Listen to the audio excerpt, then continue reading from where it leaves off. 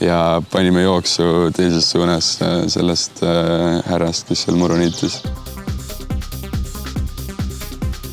Eile öösel me sõitsime ühest külast välja, me otsisime nagu sobivat kohta, kuhu maanduda ööseks. Ja siis ma nägin tahavate peeglist ühte puukuuri. Me jätsime praegu Thor ja Pauliina autosse magama ja siis Kaarel leidis meile ühe onni, kus magada siis öösel.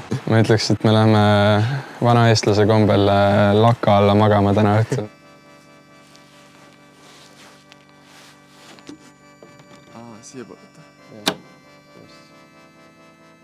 Okei, me säästsime just 40 € ööbimise pealt. Panime madratsid maha, tegime oma pesa sinna. Väga mõnus oli. Ja kõik oligi nagu perfektne. See oli üli mugav. Ma arvan, ma sain mingi 10 tundi und. Aga siis, kui me hommikul ärkasime, ja ma olin üldse terve paranoiline sellele, et sinna tuleb mingi omanik hommikul. Sest et maal inimesed ärkavad väga vara. Päriselt midagi teha hommikuti, on ju. Kuulsime, et keegi kohalik, selle maa omanik oli järsku meie kõrval muru niitmas.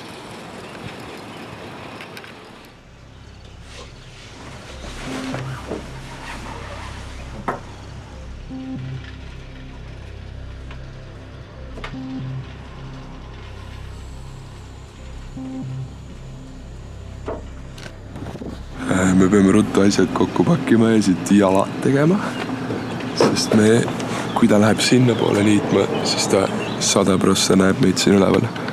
Ja siis meil läks nagu järsku päris kiireks. Ehk siis me pakkisime ruttama asjad kokku, vaatasime mingitest maja seinapiludest välja, kus see tüüp on. Ja siis strateegilisel hetkel viskasime oma asjad uksest alla